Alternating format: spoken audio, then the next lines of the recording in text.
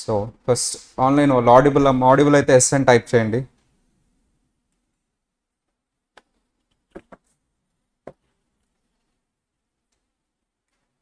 Audible check.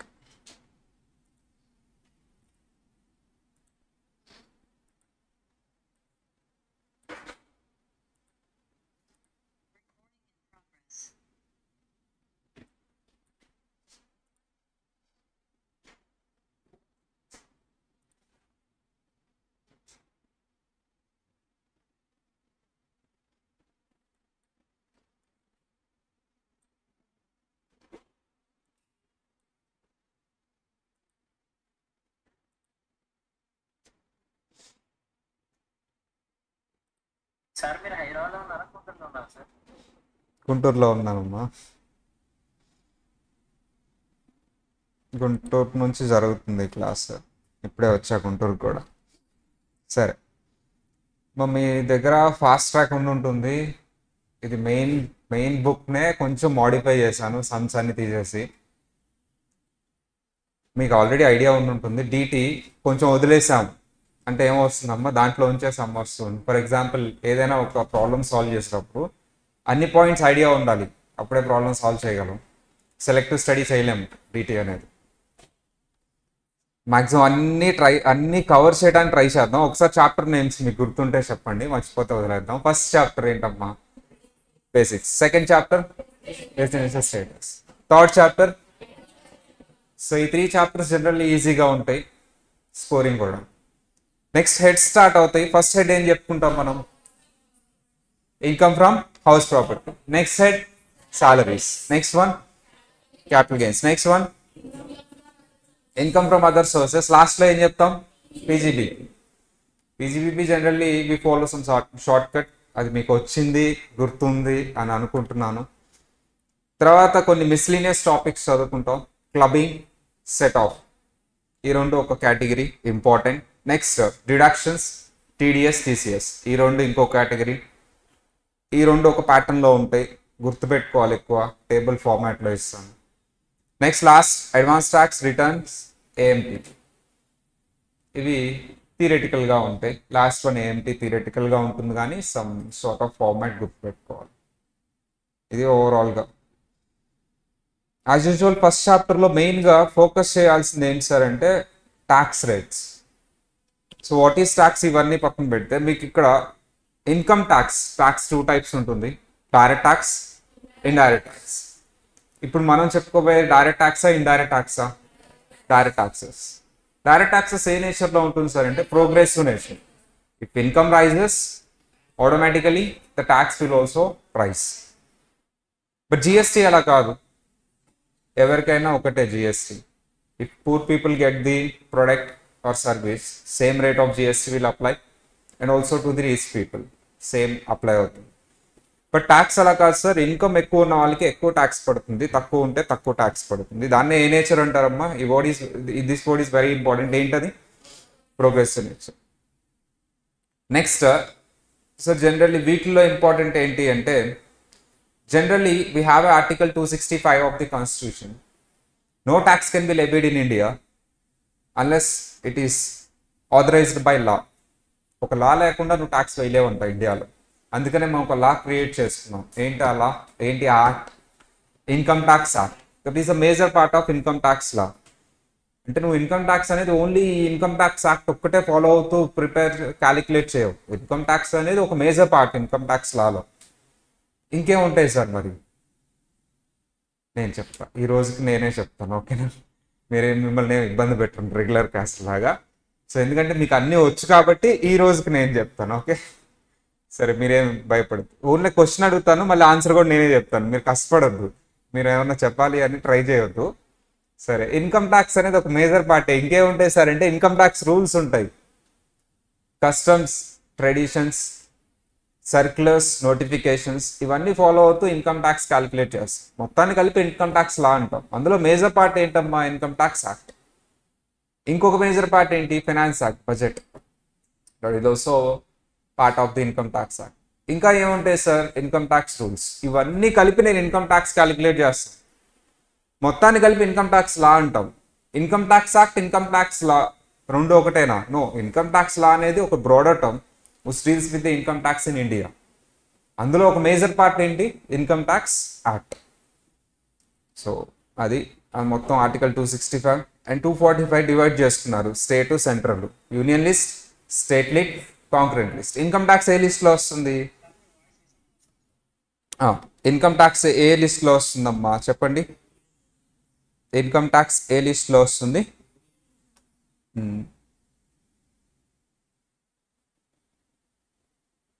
GST ఏ లిస్ట్లో వస్తుంది?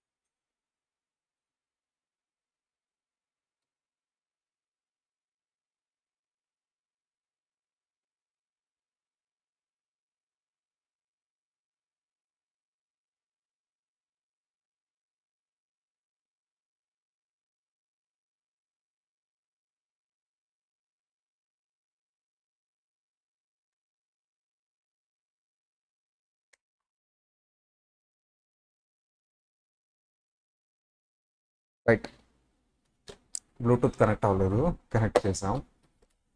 రెండు తీసుకొచ్చి పెట్టారు, ఈ రెండిట్లో ఏదో ఒకటే కనెక్ట్ అయింది. మన వాళ్ళు ఇది అనుకుని ఇది ఓపెన్ చేశారు.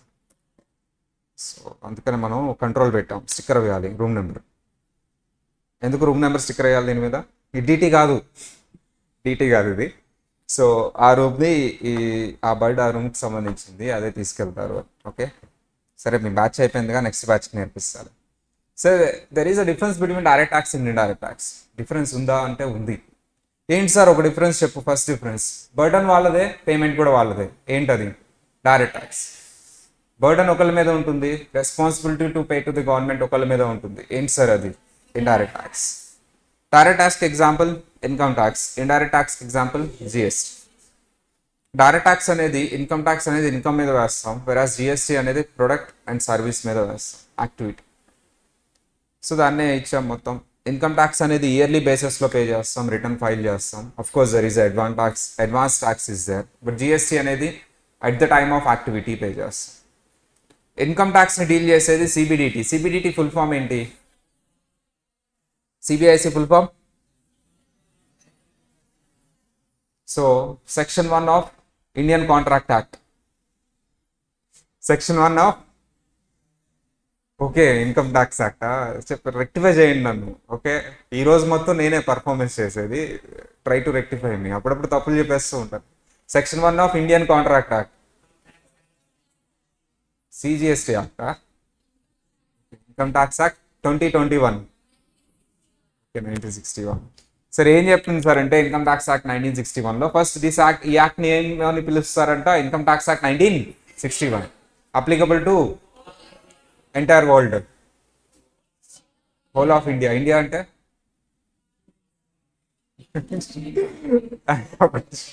నేను చెప్పమ్మా, ఇండియా అంటే భారత్ అంటే.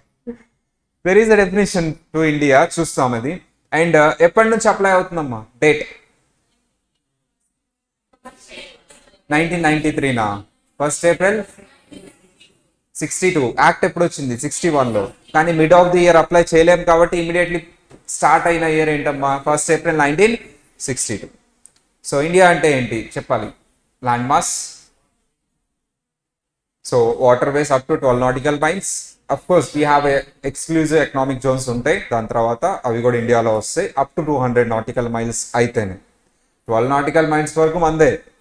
దాని తర్వాత 200 నాటికల్ మైల్స్ వరకు ఏవైతే ఎక్స్క్లూజివ్ ఎకనామిక్ జోన్స్ మనం నోటిఫై చేస్తాం అవి కూడా మనవి. Seabed, sub soil. సీబెడ్ అంటే ఆ వాటర్ కింద ఉన్నది, sub soil. And also air space above, నేను ఇప్పుడు చెప్పిన దాని మీద ఉన్న అంత ఎయిర్ స్పేస్ మందే. And continental shelves. సో ఇవన్నీ మనవే. సార్ దీనికి ఇన్కమ్ ట్యాక్స్ అప్లై అవుతుంది. Charging section is very important. Income tax అనేది దేని మీద వేస్తాం? టోటల్ ఇన్కమ్ మీద of every person during previous year. మన ప్రీవియస్ ఇయర్ ఏంటి? 23. డిసెంబర్ అటెంప్ట్కి సేమ్ అదే ఉంది. సో మన అసెస్మెంట్ ఇయర్ ఏంటి? So shall be tax rate the rates applicable to the assessment year 24-25. Total income అంటే ఏంటి సార్ అంటే whatever the heads 5 heads ఉంటాయో అవన్నీ యాడ్ చేసి మైనస్ డిడక్షన్స్ చేస్తే వచ్చేదే టోటల్ ఇన్కమ్. అండ్ ఎన్ని సోర్సెస్ ఆఫ్ ఇన్కమ్ ఉంటుందమ్మా? ఎన్ని సోర్సెస్ ఆఫ్ ఇన్కమ్ ఉంటుంది?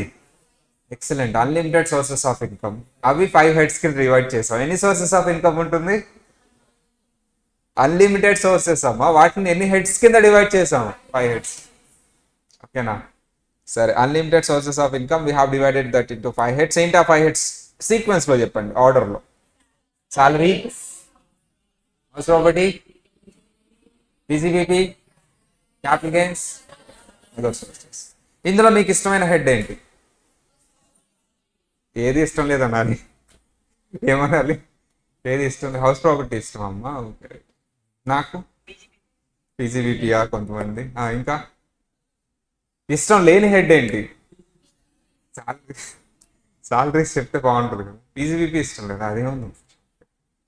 సరే, ఎనీవే, ఏది ఇష్టం లేదా? సరే, నాకైతే ఏది ఇష్టం లేదు. నాకు ఇష్టమైనది ఏంటంటే agriculture income,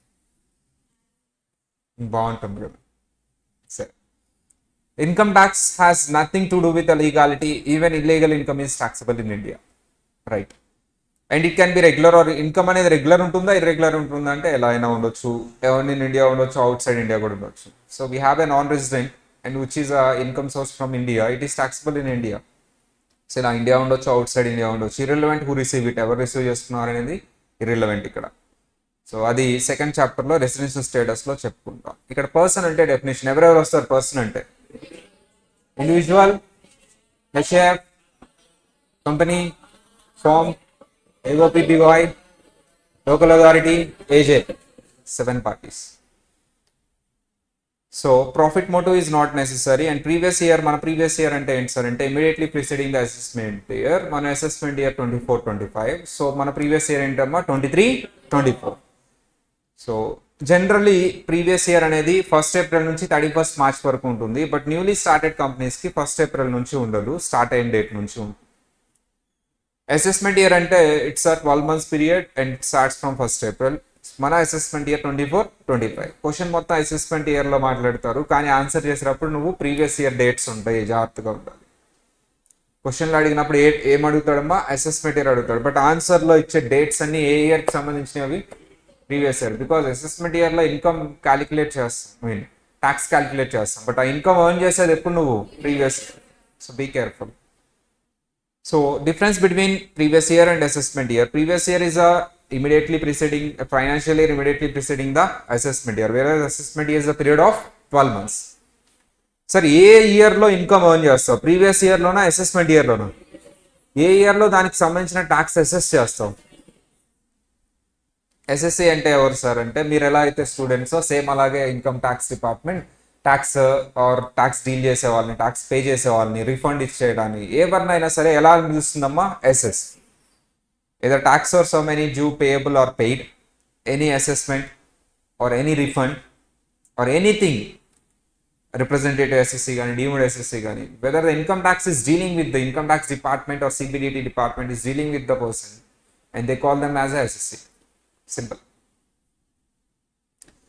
gross total income అంటే ఈ హెడ్స్ అన్ని యాడ్ చేస్తే మీకు గ్రాస్ టోటల్ ఇన్కమ్ వస్తుంది. ఏంటి, ఏమేమి యాడ్ చేయాలి? Income from salaries, income from house property, income from PCPP, income from capital gain, income from other sources. ఇవన్నీ యాడ్ చేస్తే ఏమొస్తుందమ్మా? ఇవన్నీ మీకు ఉండాలని మనస్ఫూర్తిగా వస్తాయి అని ఉండాలని. Sir we have exempted incomes also. అంటే ఈ హెడ్లోకే తీసుకోము, అది ఇన్కమే కానీ ఈ హెడ్స్లోకి అసలు తీసుకోము. ఎందుకు సార్ అంటే అది ఎగ్జామ్టెడ్ ఇన్కమ్, సెక్షన్ 10లో చెప్తాం. అలాంటివి కొన్ని చెప్పుకున్నాం మనం. అందులో first one agriculture income. Same అలాగే ఎల్ఐసి అయితే ఇలా సో మెనీ ప్లేసెస్లో ఎగ్జామ్టెడ్ ఇన్కమ్ చెప్పుకున్నాం. నెక్స్ట్ డిడక్షన్స్ అని ఒక పెద్ద చాప్టరే ఉంది మనకి. ఈ గ్రాస్ టోటల్ ఇన్కమ్ లోంచి అది టాక్సబుల్ ఇన్కమే, కానీ నేను చెప్పినట్టు నువ్వు ఇన్వెస్ట్ చేస్తే, నువ్వు హెల్త్ ఇన్సూరెన్స్ తీసుకుంటే ఆర్ ఎల్ఐసి తీసుకుంటే, ఏదైనా సేవింగ్స్ చేస్తే నేను నీకు డిడక్షన్ ఇస్తాను. వాటినే chapter 6A deductions or 80C to 80U deductions అంటారు.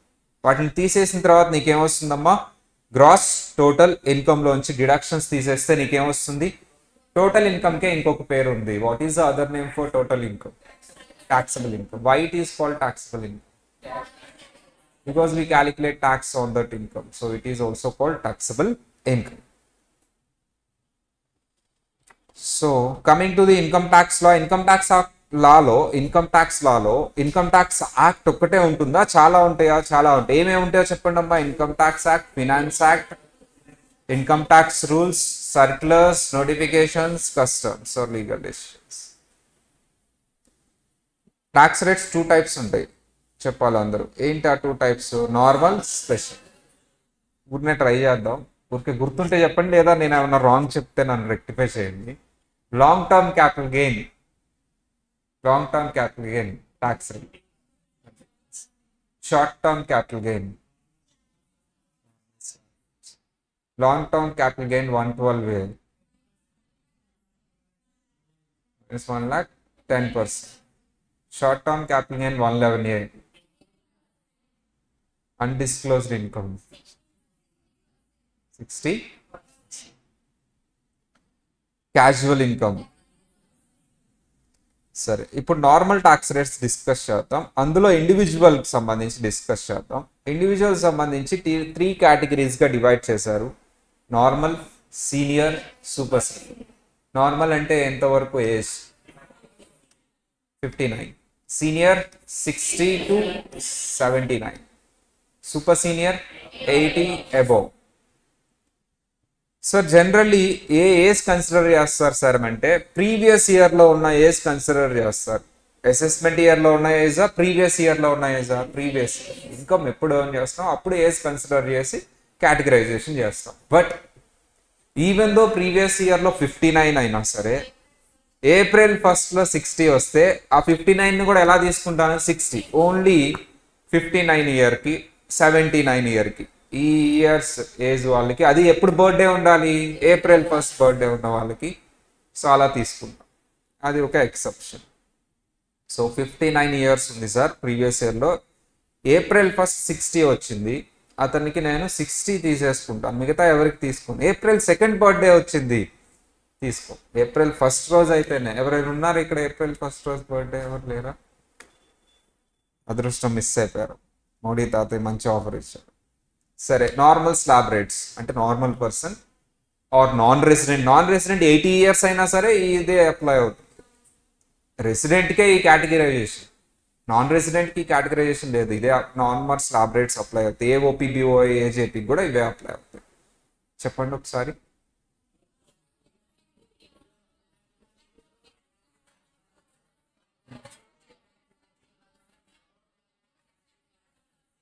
అది up to 2,50,000 nil, 2,50,000 to 5 lakhs 5%, 5 lakhs to 10 lakhs 20%, above 10 lakhs 30%. So in case of senior citizen, up to 3 lakhs nil, 3 lakhs to 5 lakhs 5%, 5 lakhs to 10 lakhs 20%, above 10 lakhs 30%. In case of super senior citizen, up to 5 lakhs nil, 5 lakhs to 10 lakhs 20%, above 10 lakhs 30%. 18 lakhs మీద 36 years అయితే tax ఎంత? ఎవరు first చెప్తారో వాళ్ళకి chocolate లేదు.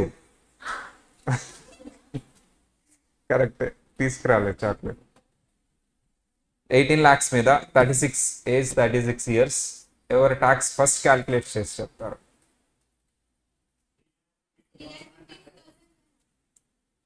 Cess అవన్నీ adjust చేశారా? Only slab rates. సరే, ఓన్లీ స్లాబ్ రేట్స్ అప్లై చేశారు, చెప్పండి. Only slab rates.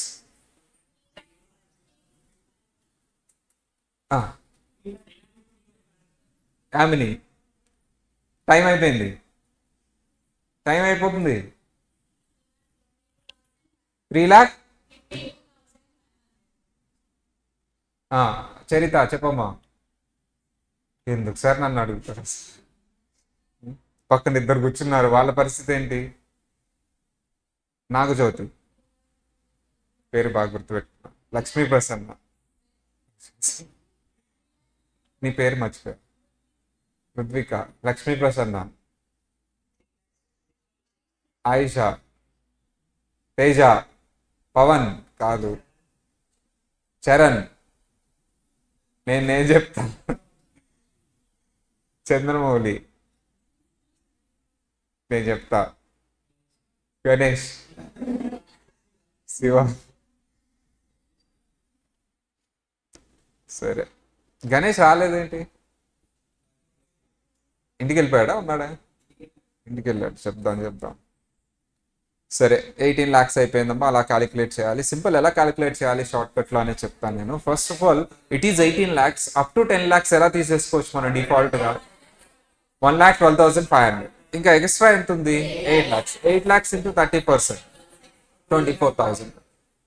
2,40,000. 8 lakhs into 30%, 2,40,000. 2,40,000 plus 1,12,500. మొత్తం రెండు యాడ్ చేసి generally the income of the previous year is taxable in the assessment year, but it is an exception in the following cases. The income of the previous year is taxable in the previous year itself. అంటే higher tax చేస్తారు. Exception, ఇది అడగవచ్చు theoretical question. ఏంటి sir? AOP or BOI found for short duration. AOP or BOI found for short duration. Sir, AOP కానీ BOI కానీ short డ్యూరేషన్కి form అయింది. AOP or BOI found for short duration. Sir, AOP కానీ BOI కానీ short duration form అయితే మళ్ళీ next year ఉంటారా? వీళ్ళు ఉండరు. So collect tax in that year itself. Non resident shipping business అంటే ఎవరో షిప్ వేసుకుని వచ్చారు ఇండియా, మళ్ళీ వెళ్ళిపోతున్నారు టాటా బాయ్ బాయ్ సీఓ అని, మళ్ళీ నెక్స్ట్ ఇయర్ కనిపిస్తాడా? No, we have to collect tax. Sir, transfer of property to avoid tax. Sir, tax avoid చేయడానికి ట్రాన్స్ఫర్ చేసేస్తూ ఉన్నారు, పట్టుకోవాలా లేదా వాళ్ళని? ట్రాన్స్ఫర్ చేయకుండా ఆపేసేయాలి. Next one, closure of business. Business close చేసేస్తున్నాడు ఆ ఇయర్.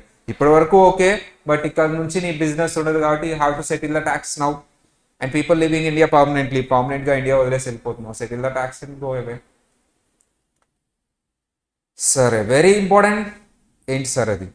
రిబేట్. సార్, రిబేట్ ఇదేంటి? డిఫాల్ట్ ట్యాక్స్ రెజ్యూమా కాదా? డిఫాల్ట్ ట్యాక్స్ రెజ్యూమ్ అంటే ఏంటి? అంతకుముందు డిఫాల్ట్ అంటే ఏంటి? ఓల్డ్. ఇప్పుడు డిఫాల్ట్ అంటే ఏంటి? న్యూ. ఇప్పుడు ఇది ఓల్డ్. డిఫాల్ట్ అంటే ఇప్పుడు ఏమొస్తుందమ్మా? న్యూ వస్తుంది. సో ఇప్పుడు ఇది రాదు. Default tax resume, opt out of default tax resume. Opt out of అంటే ఏంటమ్మా? ఆప్ట్ అవుట్ ఆఫ్ అంటే ఏంటి? తీసుకుంటానా తీసుకోవట్లేదా? నేను తీసుకోవట్లేదు. Opt out of default tax resume అంటే నేను డిఫాల్ట్ ట్యాక్స్ రెజ్యూమ్ తీసుకోవట్లేదు అంటే ఏ ట్యాక్స్ రెజ్యూమ్ తీసుకుంటున్నాను నేను? ఓల్డ్. క్వశ్చన్లో ఇలాంటిది మీరు చాలాసార్లు చదువు ఉంటారు ఇన్స్టిట్యూట్ సమ్స్ చేసేటప్పుడు, అంటే అనుకుంటున్నా సో చదివారు చేశారు అని. సో ఇలాంటి చూసేటప్పుడు కన్ఫ్యూజ్ అవ్వద్దు సార్, వాళ్ళు న్యూ ట్యాక్స్ రెజ్యూమ్ నుంచి బయటకు వస్తున్నారు అంటే ఓల్డ్ ట్యాక్స్ రెజ్యూమ్ తీసుకుంటున్నారు అని. Rebate under section 87A default discount of tax అమ్మా. డిఫాల్ట్ ట్యాక్స్ రెజ్యూమ్కి ఇది అప్లై కాదు. డిఫాల్ట్ ట్యాక్స్ రెజ్యూమ్కి మళ్ళీ నేను సపరేట్ చెప్తాను. ఇండివిజువల్కి అప్లై అవుతుంది, రెసిడెంట్ అయి ఉండాలి ఈ రిబేట్ రావాలి అంటే. అండ్ ఇన్కమ్, టోటల్ ఇన్కమ్ ఎంతకంటే తక్కువ ఉండాలమ్మా? 5 lakhs కంటే తక్కువ ఉండాలి టాక్సిబుల్ ఇన్కమ్. సో అలా ఉంటే నీకు రిబేట్ వస్తుంది. కానీ ఎంత వస్తుంది సార్ మాక్సిమం అంటే? 12,500. 100% ఆఫ్ ట్యాక్స్ 12,500. ఒక్క ఇన్కమ్కి రిబేట్ ఇవ్వను అంట. ఏ income? Long term capital under section 112A. Why? You are already giving 1 lakh discount. So ఇప్పుడు 4,90,000 మీద రిబేట్ కూడా కన్సిడర్ చేస్తూ ట్యాక్స్ ఎంత? ఎవరు ఫస్ట్ చెప్తారు? నిల్. 5,30,000 మీద రిబేట్ వస్తుందా రాదా? రిబేట్ ఎంతమ్మా 5,30,000 మీద? 0. రిబేట్ 0. ఎందుకు 0? సెస్ అంటే ఏంటి సార్ అంటే ఇట్స్ అడిషనల్ లెవీ. ఎంతమ్మా సెస్? ఎంత పర్సెంటేజ్ వేయాలి? 4%. సరే, ఈ 4% అనేది అన్ని అడ్జస్ట్ చేసిన తర్వాత వేయాలి. Everything last. అది రిబేట్ అవ్వచ్చు, మార్జినల్ రిలీఫ్ అవ్వచ్చు, సర్చార్జ్ అవ్వచ్చు, ఏవైనా సరే అన్ని అడ్జస్ట్ చేసిన తర్వాత లాస్ట్లో వేసేదే సెస్. సో ఇవన్నీ చేయగలరు. రౌండ్ ఆఫ్ అంటే ఎలా రౌండ్ ఆఫ్ చేస్తాం? ఇప్పుడు యాక్చువల్ అవసరం లేదు, ఒకప్పుడు చేంజ్ ప్రాబ్లం వస్తుంది కాబట్టి రౌండ్ ఆఫ్. ఇంకా అది అలా కంటిన్యూ అవుతుంది, కాన్సెప్ట్ అయితే తీసేయలేదు. ఇప్పుడంతా ఆన్లైన్ పేమెంట్స్ కాబట్టి no need to round off, but they are following that round off. 10 రూపీస్కి రౌండ్ ఆఫ్ చేయడం, నియరెస్ట్ 10 రూపీస్కి. ఫర్ ఎగ్జాంపుల్ 5 or above అంటే నెక్స్ట్ 10 రూపీస్, బిలో 5 అయితే previous 10 rupees. So surcharge very very important. Surcharge up to 50 lakhs, 50 lakhs to 1 crore, 1 crore to 2 crores. ఇక్కడ నుంచి మాత్రం careful గా ఉండాలి. 2 crores అబౌవ్ అయితే కంపల్సరీ నువ్వు డివైడ్ చేసుకోవాలి. 2 crores అబౌవ్ ఉన్నప్పుడు డివైడ్ చేసుకోవాలి. ఏం డివైడ్ చేసుకోవాలి సార్? ఇప్పుడు ఈ స్పెసిఫిక్ ఇన్కమ్స్, ఆ స్పెషల్ ఇన్కమ్స్ లో క్యాజువల్ ఇన్కమ్ కూడా వస్తుంది. అందుకని నేను స్పెషల్ అంటున్నానా స్పెసిఫిక్ అంటున్నానా? స్పెసిఫిక్. స్పెషల్ ఇన్కమ్స్ అంటే క్యాజువల్ ఇన్కమ్ కూడా వస్తుంది, అది కూడా డివైడ్ చేస్తావు బై మిస్టేక్. అండ్ డివిడెండ్ రాదు స్పెషల్ ఇన్కమ్స్ లో, కానీ ఒక డివిడెండ్. అందుకని వీటికి స్పెషల్ ఇన్కమ్స్ అన్నానా స్పెసిఫిక్ ఇన్కమ్స్ అన్నానా? స్పెసిఫిక్. ఏంటి ఆ స్పెసిఫిక్ ఇన్కమ్స్? మొత్తం 4 అమ్మ. Long term capital gain under section 112A, long term capital gain 112, short term 111A, dividend. First share market కి సంబంధించినవి పెట్టారు, తర్వాత normal long term capital gain కూడా పెట్టేశారు, లాస్ట్ లో యాడ్ చేశారు. వీటికి మాత్రం నువ్వు సర్చార్జ్ ఎంత అప్లై చేస్తావు? 15%. ఎప్పుడు? 2 crores కంటే అబౌవ్. ఇది సపరేట్ చేసి దీనికి 15% అప్లై చేసే. రిమైనింగ్ సపరేట్ చేసిన తర్వాత రిమైనింగ్ ఇన్కమ్ ఉంటుంది కదా, అది చెక్ చేయి మళ్ళీ లిమిట్స్. అది లెస్ దాన్ 2 crores ఉంటే 15%, 2 crores 5 crores ఉంటే 25%, అబౌవ్ 5 crores ఉంటే దేని మీద? టోటల్ దాని మీద రిమైనింగ్. ఇది సపరేట్ చేసిన తర్వాత రిమైనింగ్ కి ఇది చెక్ చేయి. సార్ ఇది సపరేట్ చేసిన తర్వాత రిమైనింగ్ 1 rupee ఉన్నా సరే 15% పడుతుంది, లెస్ దాన్ 2 crores. చాలా మంది అక్కడే కన్ఫ్యూజ్ అవుతారు. సపరేట్ చేసిన తర్వాత మళ్ళీ ఫస్ట్ నుంచి చెక్ చేస్తాడు, లెస్ దాన్ 50 lakhs 10 20 అలాగా. సపరేట్ చేసిన తర్వాత ఆల్రెడీ ఆ స్టేజ్ దాటేసాను. సపరేట్ చేసిన తర్వాత రిమైనింగ్ అదర్ ఇన్కమ్ ఏదైతే ఉంటుందో వాటికి 15, 25, 37. సో అది చూడాల్సింది. అంతేగాని అది 50 lakhs కంటే తక్కువ ఉంది కదా అని 0% కాదు.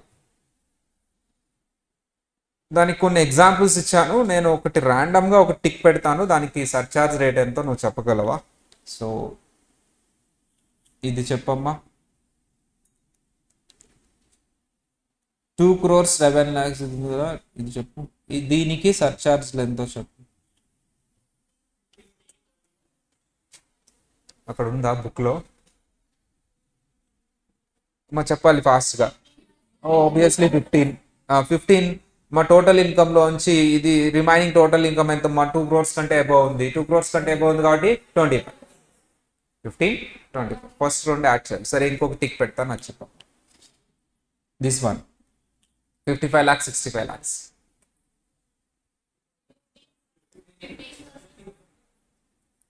15. 2 యాడ్ చేయనా ఎంత వస్తుంది? 55 + 65 ఎంత? సో ఏ స్లాబ్ లో ఉంటుంది ఇది? మా 55 lakhs + 65 lakhs యాడ్ చేస్తే ఎంత వచ్చింది? అందరు చెప్పాలి. 1 crore 20 lakhs. 1 crore 20 lakhs అనేది ఎక్కడ ఉంటుంది? అబోవ్ 50 lakhs ఎంత? Up to 50 lakhs నిల్లమ్మా. 50 lakhs to 1 crore ఎక్కడ వస్తే 10%. 1 crores to 2 crores ఎంత? అలా చూడాలి. సరే ఇది టిక్ పెడతాను, ఇది చెప్పు. దిస్ వన్ చెప్పాలి అందరు. 15, 15. 2 యాడ్ చేస్తే 2 crores కంటే బాగుంది కాబట్టి డివైడ్ చేసుకోవాలి. డివైడ్ చేసుకొని స్పెసిఫిక్ ఇన్కమ్స్ కు 15%, రిమైనింగ్ ఇన్కమ్ 1 crore 5 lakhs కాబట్టి అది ఎంత వస్తుందమ్మా? 15%. సో అలా. దాని నెక్స్ట్ వన్ చెప్పండి అమ్మా. నెక్స్ట్ వన్ 40 lakhs ఉంది. So remaining income, specific income ఏమో 2 crores 10 lakhs ఉంది. ఎంత వస్తుంది? 15. ఓకే, ఇక్కడ 15 ఏంటమ్మా? 40 lakhs కదా, 0 కదా సార్. రిమైనింగ్ టోటల్ ఇన్కమ్ కి నువ్వు లెస్ దాన్ 2 crores అది చెక్ చేయాలి, అంతేగాని మళ్ళీ టోటల్ ఇన్కమ్ అనుకోకూడదు. 40 lakhs ఆల్రెడీ టోటల్ ఇన్కమ్ ఎంత క్రాస్ అయిపోయింది నీకు? 2 crores క్రాస్ అయిపోయింది. 2 crores 50 lakhs. సో ఇక్కడే స్టూడెంట్స్ అలా కన్ఫ్యూజ్ అవుతూ ఉంటారమ్మా. So no need to confuse. Perfect గా నువ్వు ఈ టేబుల్ ఫాలో అయితే, ఈ టేబుల్లో ఏ కాలంలో వస్తుందో ఫాలో అయితే ఆబ్వియస్లీ నీకు ఆన్సర్ కరెక్ట్గా వస్తుంది. సరే next one special rates already అడిగాము మనం. ఇక్కడ స్టూడెంట్స్ అందరూ ఎక్కడ కన్ఫ్యూజ్ అవుతారు సార్ అంటే, normal short term capital gain కూడా స్పెషల్ రేట్ ఏదో ఒకటి అప్లై చేస్తారు. నార్మల్ షార్ట్ టర్మ్ క్యాపిటల్ గెయిన్కి ఏం అప్లై అవుతుంది? Normal slab rates.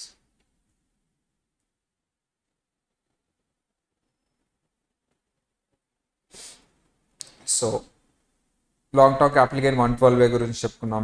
డీమ్డ్ ఇన్కమ్కి ఎంత పర్సెంటేజ్ అప్లై అవుతుందమ్మా? 60%. దెన్ వాట్ ఈస్ డ్యూడ్ ఇన్కమ్, అన్ఎక్స్ప్లెయిన్ క్రెడిట్ కానీ. ఈ మధ్య ఇది కూడా third party sir unexplained income cash credit explanation is not proper by assessee. జనరల్గా అన్ఎక్స్ప్లెయిన్ ఇన్కమ్ అంటే మేము చెప్పిన ఎక్స్ప్లెనేషన్ ప్రాపర్గా లేదు. ఎక్కడి నుంచి వచ్చినాయి డబ్బులు అంటే ఏంటంటో చెప్తున్నావు నువ్వు. స్వామీజీ ఇచ్చారు, అట్లా వెళ్తూ ఉన్నాను, పైనుంచి పడిపోయింది మూట, ఇలా ఏదో చెప్తున్నావు. So this is not proper. ఈ కోటి కూడా యాడ్ చేశాడు, రెడ్ కలర్లో పెట్టాను చూడున్నాను. ఎవరు ఇచ్చారంటే అదిగో అతను ఇచ్చారు, ఇదిగో అతని పాన్ నెంబర్ అని నువ్వు ఏదో చెప్పేసావు, ఎవరో ఒకరి పేరు. నువ్వు తప్పించుకున్నావు. ఏదో ఒక పేరు చెప్దాం, మన ఫ్రెండ్ పేరు చెప్పేద్దాం, మీ పేరు చెప్తాను. రేపు ఎప్పుడైనా నా మీద ఇన్కమ్ ట్యాక్స్ రైడ్ జరిగింది అనుకున్నాం, ఎవరి పేరు చెప్తాను? చరిత పేరు చెప్పేద్దాం. ఎవరు ఇచ్చారంటే చరిత ఇచ్చింది సార్. నన్ను ఎందుకు అడుగుతారు సార్ ట్యాక్స్? అమ్మాయిని అడుగు. అమ్మాయి ఏంటి, నాకేం సంబంధం, ఆయన ఏదో నా పేరు చెప్తే నా దగ్గరకు వస్తారా, అది ఇది. ఇప్పుడు మళ్ళీ ఎవరి దగ్గరకు వస్తారమ్మా? సో థర్డ్ పార్టీ ఎవరో చెప్పాను నేను, ఎవరో నోటికి వచ్చినా తప్పించుకోవడానికి ఏదో పేరు చెప్తాను. వాళ్ళ దగ్గరికి వెళ్ళి అడిగినప్పుడు సార్ నాకేం సంబంధం సార్ అంటారు. అప్పుడు మళ్ళీ నా దగ్గరికి వస్తారు. If the third party is not given a proper explanation then you are responsible. అది యాడ్ చేశాడు యాక్ట్లో, ఇంకా అదే హైలైట్ చేశాను. అమెండ్మెంట్ కాబట్టి కొంచెం హైలైట్ చేసుకోండి. మిగతావన్నీ ఇంకా అంతే. Unexplained investments, unexplained money are unexplained expenditure పెడుతున్నావు, ఎక్కడి నుంచి వచ్చింది నీకు డబ్బులు అంటే చెప్పట్లేదు నువ్వు. సో ఇలాంటివన్నీ. సో ఎంత పర్సెంటేజ్ అంటే 60%, సర్చార్జ్ 25% అప్లై అవుతుంది. సో ఇవన్నీ సమ్స్ చేసాం మనం. ఇది గుర్తుందా అమ్మా? అన్ని 2 lakhs ఉంటాయి. సమ్ చేసాం, గుర్తుందా? జస్ట్ ట్యాక్స్ రేట్ చెప్పండి. నార్మలా స్పెషలా చెప్పండి ఫస్ట్. అది ట్యాక్స్ రేట్ ఎంత అప్లై అవుతుందో చెప్పండి. శాలరీ నార్మల్ స్లాబ్ రేట్స్ కూడా చెప్పాలి. House property normal slab rates. PGBP normal slab rates. IFOS normal slab rates. Long term capital gain special 20%. Long term capital gain 112A. Special minus 1 lakh, remaining 10%. Short term capital gain, normal slab rates. Short term capital gain 111A, 10%. Lottery, horse race, 30%. Sir దేనికి రిపేట్ రాదు? 112Aకి రిపేట్ రాదు. Sir ఇక్కడ మీకు basic exemption limit అని ఒకటి ఉంటుంది, 2,50,000 normal case. Senior అయితే 3 lakh, super senior అయితే 5 lakhs. ఒకవేళ నువ్వు యూటిలైజ్ చేసుకోలేకపోతే నార్మల్ ఇన్కమ్కి ఇది అడ్జస్ట్ చేస్తాం కదా, తర్వాత కదా ట్యాక్స్ వేసేది నేను స్లాబ్ రేట్స్. స్పెషల్ ఇన్కమ్స్కి ఇది అడ్జస్ట్ చేసుకోవచ్చు అంటే ఎస్ అలౌడ్, కానీ క్యాజువల్ ఇన్కమ్కి అడ్జస్ట్ చేయదు. ఫర్ ఎగ్జాంపుల్ అసలు నీకు నార్మల్ ఇన్కమే లేదు, ఆర్ కొంచెమే ఉంది, 50,000 ఉంది, ఆర్ లేదు అసలు. ఇప్పుడు ఈ remaining basic exemption limit unabsorbed అయిపోతుంది కదా. ఇది నువ్వు స్పెషల్ ఇన్కమ్స్కి అడ్జస్ట్ చేసుకుని ట్యాక్స్ క్యాలిక్యులేట్ చేస్తాను సార్, స్పెషల్ రేట్ అప్లై చేస్తాను, yes allowed. Except casual income చెప్పుకున్నామా ఇలాంటి పాయింట్? ఎస్. సో అదే చెప్తున్నాడు, క్యాజువల్ ఇన్కమ్కి తప్పితే మిగతా వాటికి అడ్జస్ట్ చేసుకోండి సార్. 112A కూడా అడ్జస్ట్ చేసుకోవచ్చు. రిబేట్ ఇవ్వను అన్నాను, ఇది అడ్జస్ట్ చేసుకోవచ్చు. కాకపోతే ఆల్రెడీ ఇచ్చిన 1 lakh ఏదైతే ఉందో అఫీషియల్గా అది అడ్జస్ట్ చేసిన తర్వాత అడ్జస్ట్. సో ఇదిగో అదే ఇక్కడ చేసాం మనం. Marginal relief. Sir marginal relief ఎందుకు ఇస్తారు సార్ అంటే బేసిక్ కాన్సెప్ట్ ఏంటి అంటే సార్ సర్చార్జ్ వల్ల వాట్ ఎవర్ ది సర్చార్జ్ కానీ ఏదైనా సరే నేను ఎర్న్ చేసిన ఇన్కమ్ కంటే నాకు దానికంటే ఎక్స్ట్రా ట్యాక్స్ ఎక్కువైపోతుంది. ఎక్స్ట్రా ఇన్కమ్ కంటే ఏది ఎక్కువైపోతుందమ్మా? Extra tax. The difference I will give or way off. ఎలా క్యాలిక్యులేట్ చేస్తారు? First calculate tax as usual, then calculate tax with the nearest surcharge updated amount. అది 50 lakhs అవ్వచ్చు, 1 crore అవ్వచ్చు, 2 crore అవ్వచ్చు, ఆర్ 5 crore అవ్వచ్చు. సార్ ఎక్స్ట్రా ట్యాక్స్ పేయబుల్ అంటే ఏంటమ్మా? దానికి దీనికి difference. Extra tax extra income రెండింటి మధ్యలో డిఫరెన్స్ పాజిటివ్ అయితే ఏమొస్తుంది మీకు? Marginal relief. Extra tax minus extra income అంటే ఏంటి? What ever the income above the 50 lakhs అవ్వాలి, అంటే 50 lakhs కానీ 1 crore కానీ 2 crores కానీ దాని నియరెస్ట్ ఉన్న ఇన్కమ్స్కే ఇది వస్తుంది. దాన్నే మార్జినల్ రిలీఫ్ అంటారు. అది అడ్జస్ట్ చేసిన తర్వాత సెస్ అడ్జస్ట్. ఒక సమ్ ఆల్రెడీ చేసాం మనం 51 lakhs అని. సో అది ఓవరాల్గా. Sir LLP local authority tax rates ఏంటి? 30%. ఎంతమ్మా ట్యాక్స్ రేటు? పార్ట్నర్షిప్ ఫామ్ కానీ ఎల్ఎల్పి లిమిటెడ్ లయబిలిటీ పార్ట్నర్షిప్ కానీ లోకల్ అథారిటీ కానీ 1 rupee వచ్చినా 30% ట్యాక్స్ పే చేయాలి, ఫ్లాట్ రేట్. సర్చార్జ్ ఎంతంట? 12%. 4% సెస్ అది. సర్చార్జ్ ఎంతమ్మా? 12%. ఎప్పటి నుంచే వస్తుందమ్మా 12%? 1 crore కంటే అబౌవ్ ఉంటే ఇంకా ఏది కూడా పే చేయాలంట, సర్చార్జ్ కూడా పే చేయాలి. What is the tax rate of partnership firm? 30%. Slab రేటా, ఫ్లాట్ రేటా? Flat rate. సర్చార్జ్ రేట్ ఎంత? 12%. ఎప్పటి నుంచి? కంపెనీ సార్, కంపెనీకి డిఫరెంట్ రేట్స్ అప్లై అవుతాయి. If it is a manufacturing company and they have selected the BBC అవన్నీ నార్మల్గా ఎంత అప్లై అవుతుందమ్మా? 25%, 30%. ఎప్పుడు 25% అప్లై అవుతుంది సార్ అంటే, ఒక ఇయర్ బేస్ తీసుకున్నాడు. మన ప్రీవియస్ ఇయర్కి బేస్ ఏ ఇయర్ తీసుకుంటారమ్మా? 2 years back. ఎందుకంటే రిటర్న్ రివైజ్ చేయలేరు కదా, లాక్ అయిపోతుంది. సో 21-22 ఫైనాన్షియల్ ఇయర్ 21-22 ఆ ఇయర్లో నీ ఇన్కమ్ మీ టర్న్ ఓవర్ 400 crores కంటే తక్కువ ఉంటే నీకు 25% అప్లై. 400 crores ఉన్నా సరే సార్, 400 crores ఆర్ 400 crores కంటే ఎక్కువ ఉంటే, ఎక్సీడ్ అయితే అప్పుడు ఎంత పర్సెంటేజ్ అప్లై అవుతుందమ్మా? 30%.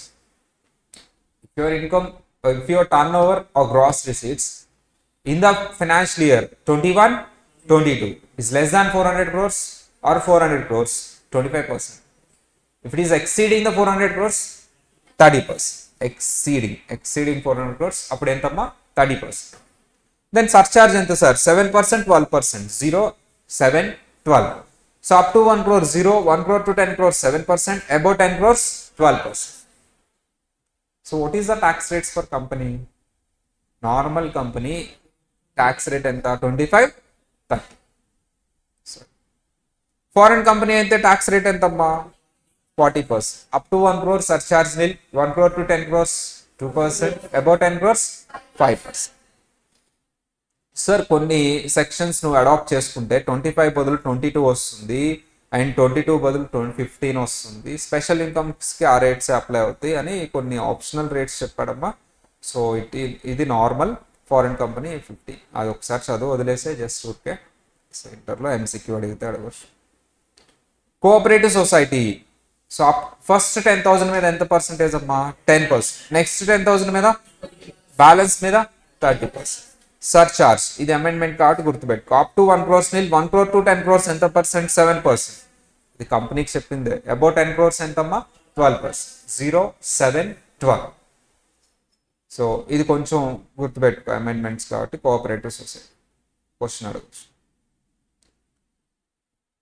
Alternative tax regime, default tax regime, new tax regime, ఏదైనా అలా వచ్చేలాగా. ఏంటి సార్ దీని పరిస్థితి? ఏం లేదు, నువ్వు ఇది తీసుకోవచ్చు ఆర్ ఓల్డ్ ట్యాక్స్ రేట్ తీసుకోవచ్చు. స్లాబ్ రేట్స్ చేంజ్ అవుతాయి. తక్కువ స్లాబ్ రేట్స్ ఉంటాయి, సేవింగ్స్ ఏం ఇవ్వండి. నీకు సేవింగ్స్ ఉండి డిడక్షన్స్ ఎక్కువ ఉంటే అది తీసుకో, డిడక్షన్స్ ఏం లేవు అంటే ఇది తీసుకో, నీ ఇష్టం. రెండు క్యాలిక్యులేట్ చేసుకొని ఎక్కడ ట్యాక్స్ తక్కువ వస్తే అది తీసుకో, ఏదైనా నీ ఇష్టం, ఆప్షన్. ఇక్కడ ట్యాక్స్ రేట్స్ ఏంటి ఇది అడగొచ్చు కదా, ఎందుకంటే ఫస్ట్లో అడగలేదమ్మా, ఇప్పుడు అడిగే ఛాన్సెస్ ఎక్కువ ఉన్నాయి. ఏంటి అది చెప్పు ఒకసారి. Up to 3 lakhs nil, 3 lakhs to 6 lakhs 5%, 6 lakhs to 9 lakhs 10%.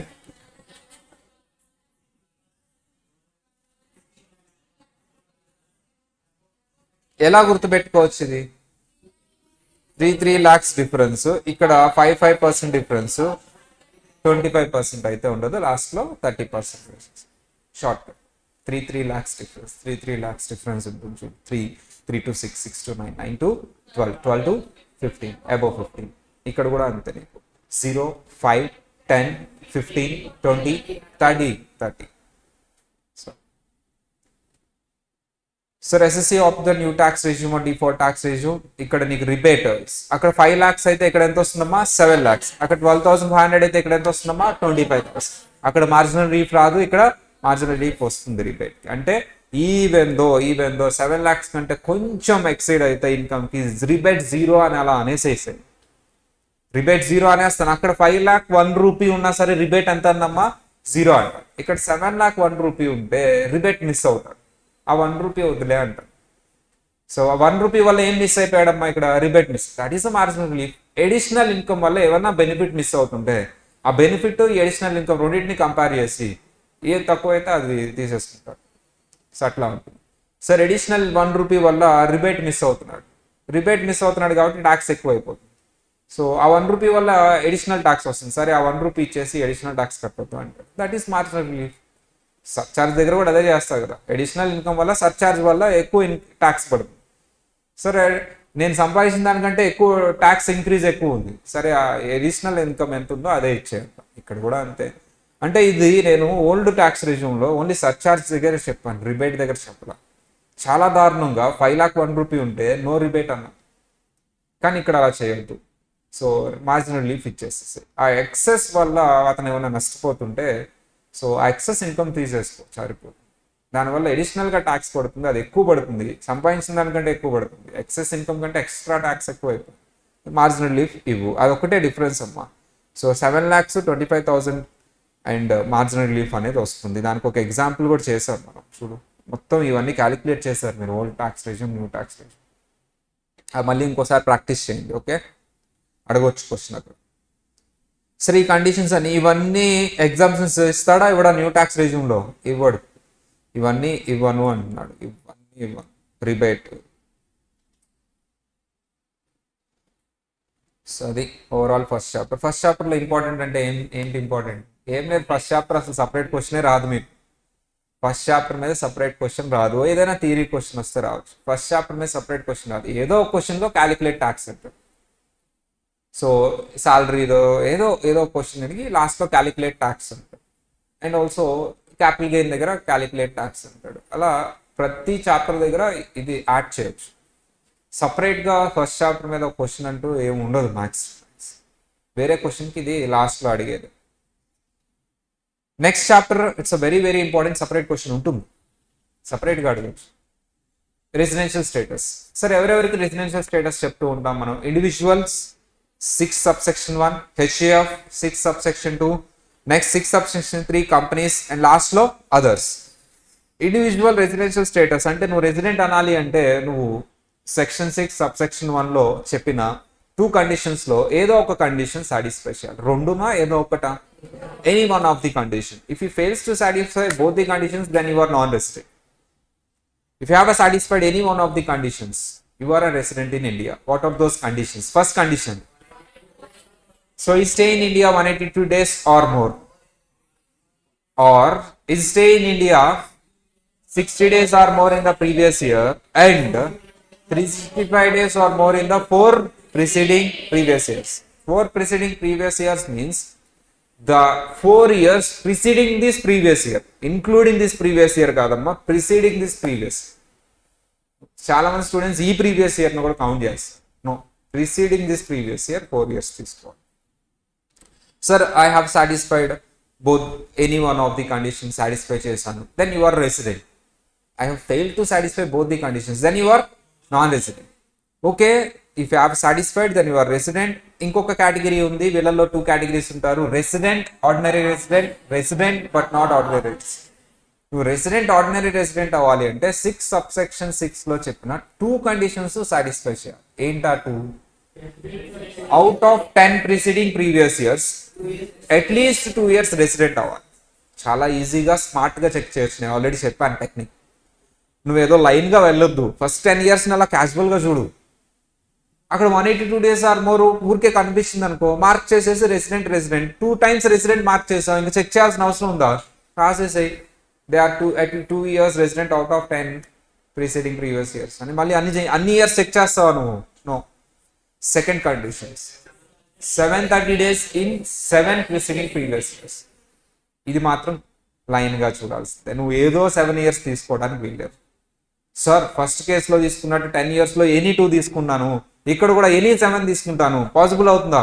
Any 7 కాదు, ప్రిసీడింగ్, ఇమీడియట్లీ ప్రిసీడింగ్. చాలా మంది స్టూడెంట్స్ అదే మిస్టేక్ చేస్తారు. నేను ఫస్ట్ కండిషన్ చెక్ చేసేటప్పుడు ఎనీ 2 తీసుకుంటాను కాబట్టి వాళ్ళు కూడా ఎనీ 7 యాడ్ చేసి 730 ఉంది అంటారు. ఎనీ 7 యాడ్ చేయాలా, ఇమీడియట్లీ ప్రిసీడింగ్ యాడ్ చేయాలా? సో ఆ మిస్టేక్ చేయొద్దు. ఈ 2 కండిషన్స్ సాటిస్ఫై చేసావా, you are resident and ordinary resident. ఈ 2 కండిషన్స్లో ఏ కండిషన్, ఒక కండిషన్ సాటిస్ఫై చేసినా ఆర్ 2 సాటిస్ఫై చేయకపోయినా నువ్వు resident but not ordinary resident, 2 satisfy చేయాలి. సార్ రెసిడెన్షియల్ స్టేటస్ అనేది ఎవ్రీ ఇయర్ చేంజ్ అవుతూ ఉంటుంది. కంటిన్యూగా ఒక ప్లేస్లో ఉండాలని రూల్ ఏం లేదు, అండ్ కంటిన్యూగా ఇండియాలో ఉండాలని రూల్ ఏం లేదు, 182 days కంటిన్యూస్గా ఉండాలని రూల్ ఏం లేదు. సో ఇదన్నీ ఉంటుంది. అండ్ ఇవన్నీ చెప్పామన్నా ఫాస్ట్గా. సెకండ్ వన్ ఆన్సర్ చెప్పండి. Second one answer, second question answer.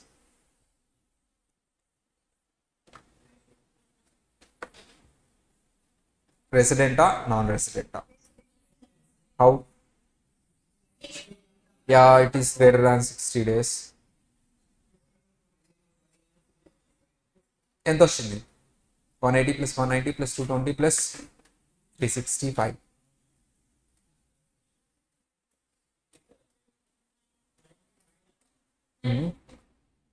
955 is greater than 365. ఏమవుతారు? రెసిడెంట్. సార్ ఆర్డినరీ రెసిడెంటా కాదో చెప్పాలి అంటే డేటా లేదు. 4 preceding previous year means immediately preceding 4 years.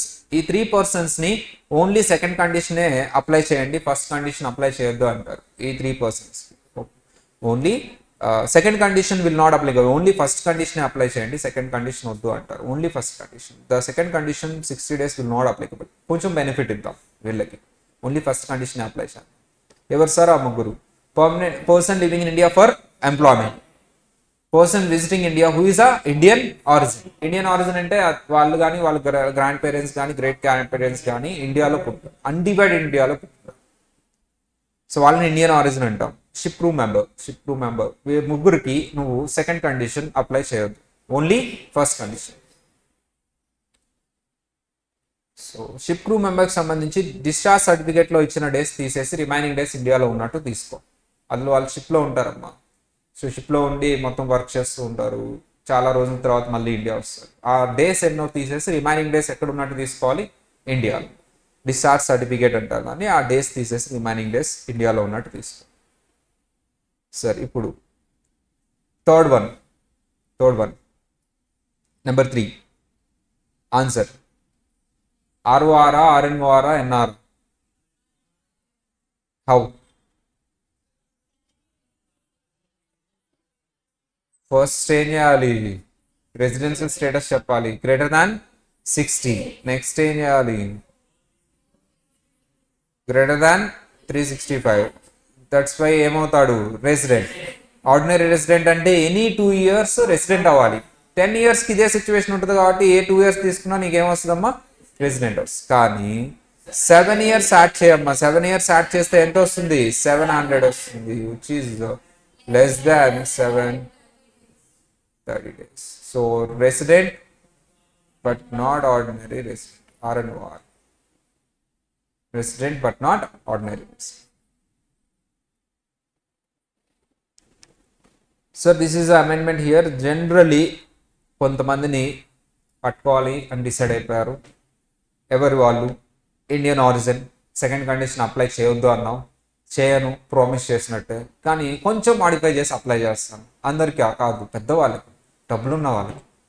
Indian ఆరిజిన్కి second condition apply చేయను, ఐ ప్రామిస్, ఐ ఫాలో.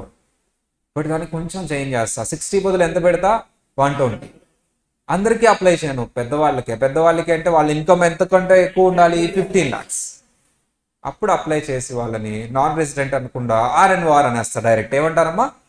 నిజానికి వాళ్ళు non resident అవుతారు, అప్లై చేయకూడదు, 182 days చూడాలి. కానీ నేను కొంచెం మార్చి 60 ప్లేస్లో 120 తీసుకొని, అండ్ వాళ్ళు కొంచెం ఇన్కమ్ 15 lakhs కంటే ఎక్కువ ఉంటాయి ఇండియన్ ఇన్కమ్, దెన్ అప్లై చేసి డైరెక్ట్ RNOR అనేస్తాం. సారీ.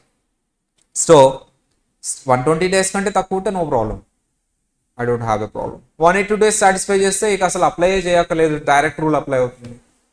182 days సాటిస్ఫై చేయకపోతే సెకండ్ కండిషన్ అప్లై చేయలేను నేను.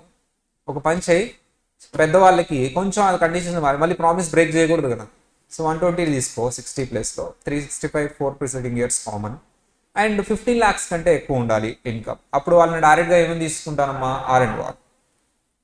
సేమ్ అలాగే ఇంకో కండిషన్ కూడా అనుకుంటున్నాను. ఇండియన్ సిటిజన్, ఎక్కడా ట్యాక్స్ చేయట్లేదు, ఏ కంట్రీలోనూ ట్యాక్సిబుల్ కాదు వాళ్ళు, ఏ కంట్రీలోనూ 182 days ఉండరు, వాళ్ళు తిరుగుతూ ఉంటారు ప్రతి కంట్రీ. అట్లా నేను డిఫాల్ట్గా వాళ్ళని ఏమని తీసేసుకుంటానమ్మా? ఎక్కువ డబ్బులు ఉంటాయి అంటే 15 lakhs కట్టిన ఎక్కువ ఉంటే RNOR అని తీసుకుంటాను, ఇక్కడ ట్యాక్స్ కట్టమంట.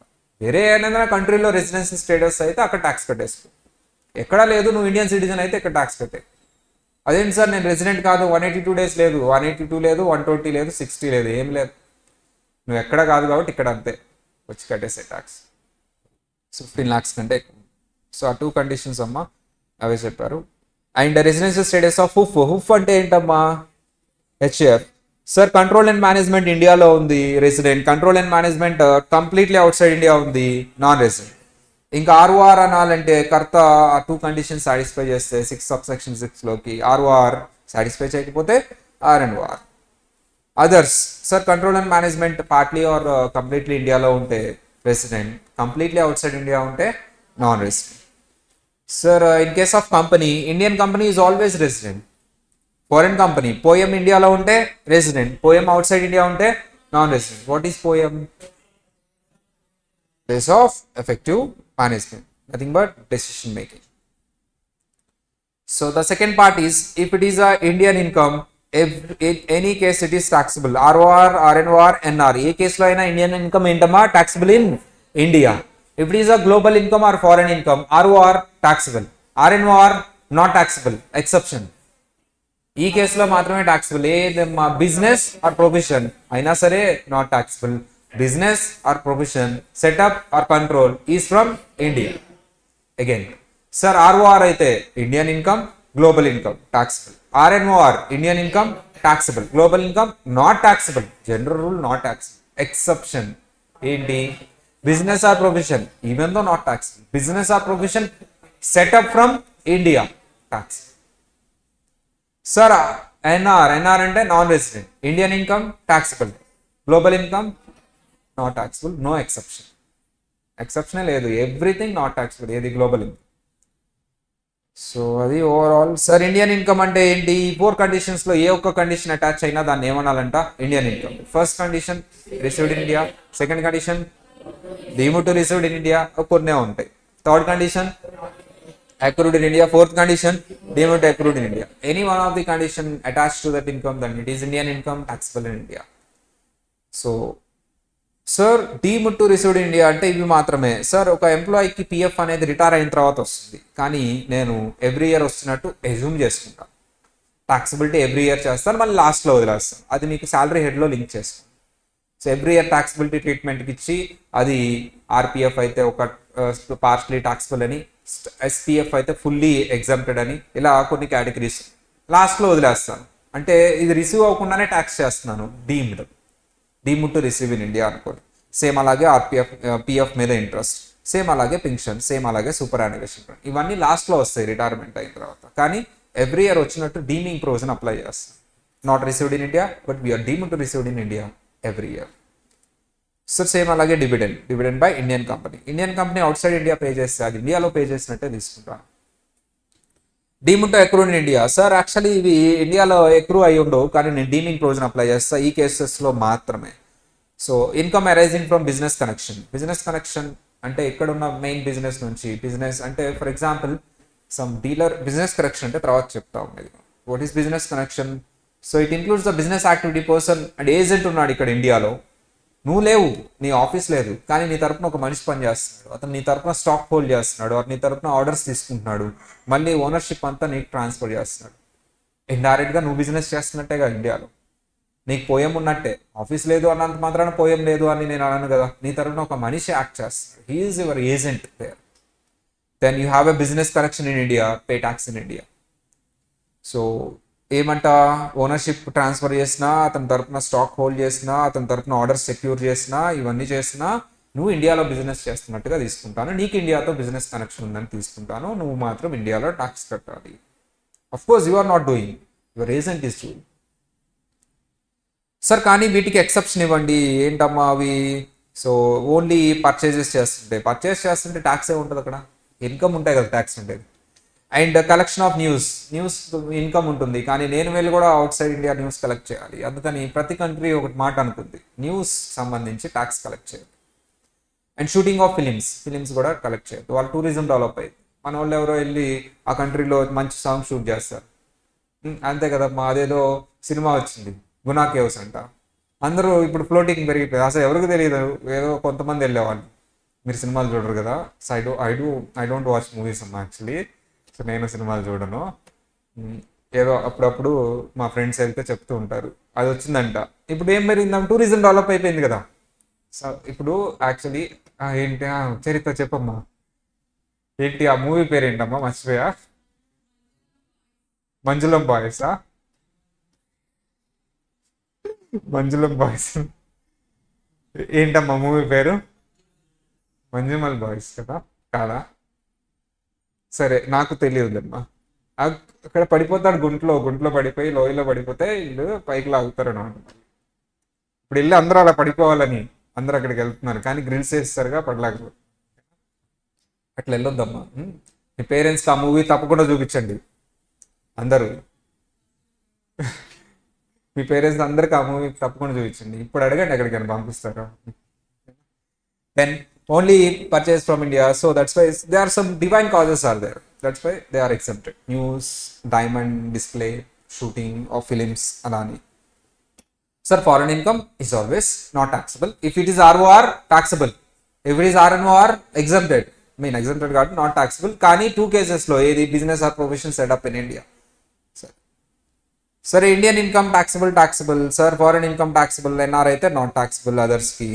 సో ఇది ఒకసారి ఆన్సర్ చెప్పండి అమ్మా. ఆర్ఓఆర్ కేసులో, ఎన్ఆర్ కేసులో కాదు, ఆర్ఎన్ఓఆర్ కేసులో ఒకటే.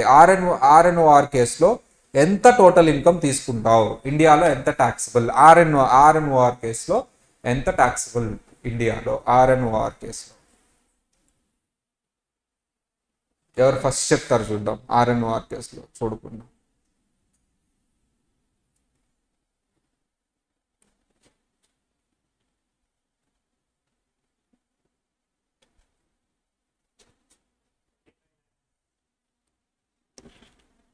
ఇంకా మరి ఏం లేదమ్మా. ఫస్ట్ వన్ బాలి ఇండియానా అవుట్ సైడ్ ఇండియానా? Outside India. Amount received there outside India. So sir outside India కాబట్టి ఏ income? Foreign income. But setup ఎక్కడ ఉంది? ఇండియాలో ఉంది. Sir outside India but setup India ఉంది కాబట్టి ఆర్ఎన్ఓఆర్ కేసులో ఇది బిజినెస్ ఇన్కమా కాదా, ప్రొఫెషనల్ ఇన్కమా కాదా తీసుకోవాలి. Yes professional income. Exceptional case 10 lakhs add చేయండి, క్యాలిక్యులేటర్లో 10 టైప్ చేయండి.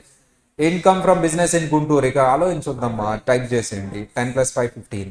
Income from business in USA, received there, not set up from India. ఇది గ్లోబల్ ఇన్కమ్ అమ్మా, గ్లోబల్ ఇన్కమ్ కాబట్టి. సార్ సెటప్ ఇండియాలో ఉంటే గ్లోబల్ ఇన్కమ్ ఇండియన్ ఇన్కమ్ అయిపోదు. సో ఇండియన్ ఇన్కమ్ అనాలి అంటే రిసీవ్ కానీ ఎక్కువ కానీ ఉండాలి. నువ్వు సెటప్ ఉంటే ఇండియన్ ఇన్కమ్ అనేస్తావా? చాలా మంది అదే మిస్టేక్ చేస్తారు ఫస్ట్ పాయింట్ కేసులో. సో ఎన్ఆర్ కేసులో అది తప్పు రాస్తారు. ఎన్ఆర్ కేసులో ఫస్ట్ పాయింట్ కూడా టాక్సిబుల్ చేస్తారు. ఎందుకు? ఇండియన్ ఇన్కమ్ అంటాడు ఫస్ట్ పాయింట్. ఫస్ట్ పాయింట్ ఏంటి అసలు? ఇండియన్ ఇన్కమా ఫారెన్ ఇన్కమ్? అది ఫారెన్ ఇన్కమ్. సో రిసీవ్ కానీ ఎక్కువగా చూడాలి, సెటప్ కాదు. సెటప్ ఎప్పుడు చూస్తావు? ఎక్సెప్షనల్ కేసులో, ఆర్ఎన్ఓఆర్ కేసులో సెటప్ చూస్తావు. అంతేగాని అది దాన్ని బేస్ చేసుకొని ఇండియన్ ఇన్కమ్ ఫారెన్ ఇన్కమ్ అని డిసైడ్ చేయాలి. So number three is a foreign income, not taxable. Number 4, income from property in London, amount received in Pakistan, foreign income, not taxable. Income from technical services received in India, 10 lakhs. So ఇప్పుడు ఎంతమ్మా? 10 + 5 + 10 ఎంతమ్మా? 10 + 5 + 10 25 అయిపోయింది. Following incomes are exempted incomes section 10 లో చెప్తాడు. Agriculture income is exempted and only if the land is situated in India. And the share received to partner from partnership firm is also exempted because the partnership firm is paying tax. Whatever the share I am receiving from the partnership firm, I and the partnership firm is one and the same. So I do not pay tax once again. So iddaram okate, partnership firm and partners are one and the same. Partnership is paying tax and that is sharing the income after deducting tax. So I do not want to pay tax. Need to pay. So నేను pay చేయాల్సిన అవసరం లేదు. అది అక్కడ logic. Company dividend, మా company share holder డిఫరెంటా? One and the సేమా? Different. Company pay చేసినా మళ్ళీ దాని మీద ఎవరు పే చేయాలి? షేర్ హోల్డర్ పే చేయాలి. But it is a different taxation. Dividend అనేది సపరేట్ చేయాలి. సేమ్ అలాగే హెచ్ఏఎఫ్ ఆల్రెడీ ట్యాక్స్ పే చేస్తుంది కాబట్టి మెంబర్స్ రిసీవ్ చేసుకున్న ఇన్కమ్ మీద దానికి ఎగ్జామ్షన్ వస్తుంది. Remittance in India. సార్ నువ్వు అప్రూవ్డ్ సోర్స్ ద్వారా రెమిటెన్స్ అంటే ఏంటమ్మా? ఫారెన్ నుంచి ఇండియాకి డబ్బులు పంపించుకో. సార్ నువ్వు అప్రూవ్డ్ సోర్స్ ద్వారా డబ్బులు పంపిస్తే ఎగ్జామ్. సార్ అది అప్రూవ్డ్ సోర్స్ కాదు, ఈవెన్లో నువ్వు ప్రూవ్ చేసినా సరే అవే ఇవి అని చెప్పేసి ట్యాక్స్ మాకేం తెలుసు. సో ఎవరైనా దొరికిపోతే అదే చెప్తారు కదమ్మా, ఫారెన్ నుంచి పంపించారు సార్, అంతే కదా. దొరికిపోయారు, నువ్వు ఒక వాళ్ళు పగలు కొట్టావు, డబ్బులు వచ్చినాయి, ఎక్కడి నుంచి వచ్చినాయి అంటే మా అబ్బాయి ఫారెన్లో ఉంటాడు పంపించాడని చెప్తా. ఏది ప్రూఫ్? ఏది? లేదు లేదు లేదు, షిప్లో ఊరికి అట్లా వచ్చినాయి. నో, అది నిజమే అయినా నో, అప్రూవ్డ్ సోర్స్ ద్వారా ఉంటేనే నేను నమ్ము. సో రిమైనింగ్ కేసెస్లో ట్యాక్స్. సరే ఒకసారి ట్రై చేయండి కేస్. జస్ట్ ఒకసారి నాకు చెప్పండి ట్యాక్సిబుల్ కాదో చెప్పండి ఫాస్ట్గా. Property income computed mister M provide the following details. Property income computed from Dubai, rent received in Dubai. ఏ income? Foreign income. Taxable in ఇండియానా? Not taxable. Not taxable. Agriculture income from Malaysia, taxable. Agriculture income ఎప్పుడు మాత్రమే exempted అమ్మా? ఇండియాలో ఉంటే agriculture taxable. So received there. So sir agriculture income from Malaysia received there. So అది generally రెండు outside India ఉన్నాయి కాబట్టి ఇది ఏమమ్మా? గ్లోబల్. ఎగ్జామ్టెడ్ ఇన్కమ్ అయితే కాదు, global income, foreign income. So agriculture income land situated in Guntur, exempted income. Profit from business in Canada, amount received there, setup in India. Sir ఇది foreign ఇన్కమే కానీ RNOR కేసులో taxable. Sir interest on Australian development bonds 7 lakhs, 60% received in India. 60% ఏమో ఇండియాలో taxable, remaining 40% global income, foreign income. Dividend from Japanese company కాబట్టి ఇది foreign income. Indian dividend from Indian company, ఎక్కడ receive చేసుకున్నా ఇది ఏ ఇన్కమ్ అమ్మా? Indian income. Amount received remitted in India through approved source, exempted income. Approved source అయితే ఏముంటుందమ్మా? Exempted income. Technical fees rendered in India, technical services rendered in India, it is Indian income. So అలా నువ్వు foreign income, Indian income, exempted income divide చేసుకో. Foreign income లో మాత్రం బ్రాకెట్లో RNOR రాసుకో, ఇక్కడ అప్లై అయితే అక్కడ. Answer easy. So that is regarding residential status. Both chapters are very important. We can get the separate question from residential status, but you need to write the provision. What is the format of writing the answer? First one, facts of the case. Second one, provision. Third one, analysis. Fourth one, conclusion. ఈ ప్యాటర్న్లో నువ్వు answer రాయలేదు అంటే full marks పడు. రాసామనుకుంటాం మనం, రాపించాను కదా నేను, గ్రంథాలు రాసాం. నువ్వు మాత్రం నీట్గా రాయాలి, మన టాలెంట్ అంతా ప్రూవ్ చేయాలి. నువ్వు 4 months 6 months నిద్రపోకుండా తినకుండా వర్షంలో తడుచుకుంటూ ఎండలో ఎండుకుంటూ చలిలో వణుకుంటూ వచ్చి చదువుకున్నది ఊరికే వదిలేస్తావా? ఆశ్చర్యపోవాలి వాడు రాస్తే. అస్సలు పేపర్ వదిలేకుండా అయితే అసలు రాసిరా నువ్వు మొత్తం. షార్ట్కట్లో రాయొద్దు. నా బ్రెయిన్లో ఉన్నది వాడికి తెలిసిద్దిలే అనుకోవద్దు. నాలాగా మట్టిపుర్రా అనుకో, చెప్తేనే అర్థమైద్ది అనుకో. రాయి నీట్గా, స్టెప్ బై స్టెప్ రాయి. నువ్వేమనుకుంటావు? ఇది కూడా తెలుసుకోలేడా అనుకుని రాయవు ఆ పాయింట్, ఆ స్టెప్ రాయవు. ఇది కూడా రాదా వాడికి అని? రాదు. నువ్వు రాయాలి అక్కడ స్టెప్. కాస్టింగ్లో చేస్తారు అలాగా, ఒక స్టెప్ వేసి లాస్ట్ ఆన్సర్ వేస్తాడు. మధ్యలో వాడికి తెలియదా అంటారు. తెలియదు, నువ్వు రాయాలి ఫార్మాట్లో. చాలా మంది అలాగే చేస్తారమ్మా FM లో కాస్టింగ్లో. ఇక్కడ వేసి అక్కడ వేస్తారు ఆన్సర్, మధ్యలో ఆ మాత్రం తెలియదా సార్, వీఆర్ ప్రొఫెషనల్స్ అంటారు. కరెక్షన్ చేసేవాడు 10th class పిల్లోడు అనుకుని రాయండి, ఓకేనా? సో అలా ప్రొవిజన్ అవన్నీ రాయి నీట్గా. ప్రొవిజన్ నీట్గా రాయి, చెప్పు ఈ ప్రొవిజన్ ఇలా అప్లై చేసాము అందుకని ఆన్సర్ అని. అంతేగాని నువ్వు మళ్ళీ ఆ మాత్రం తెలియదా సార్ అని షార్ట్కట్లో రాసి రావు. అది పాయింట్. చాలామంది 2-3 లైన్లు రాసి వస్తా, ఏదో రాయమన్నాడు కదా సార్ అని. నీట్గా రాయి, లోపరేట్గా రాయి, ఫుల్ మార్క్స్ రావాలి. So agriculture income. సార్ ఏం income? Agriculture income. Basically agriculture income is exempted, అది స్టోరీ మాత్రమే. సో ఇన్కమ్ ట్యాక్స్ చదువుకున్నావు ఎవరికైనా తెలుసు, అది ఎగ్జామ్టెడ్ కాదు, ఇండైరెక్ట్గా ట్యాక్స్ చేస్తారు. సార్ అగ్రికల్చర్ ఇన్కమ్కి సంబంధించి సో ఎగ్జామ్షన్ ఇచ్చాను కానీ కండిషన్స్ అప్లై. ఇవి మాత్రమే agriculture income exempted sir. Rent are revenue derived from agriculture land, కవులు అంటారు తెలుగులో. సో మీరు అగ్రికల్చర్ చేయరు, మీరు అగ్రికల్చర్ చేయడానికి వేరే వాళ్ళకి ఇస్తారు. దానికి సంబంధించి వాళ్ళు మానిటరీ ఫామ్లో కానీ నాన్ మానిటరీ ఫామ్లో కానీ they pay you. That is also considered as agriculture income, even though you are not doing agriculture, that person is doing agriculture.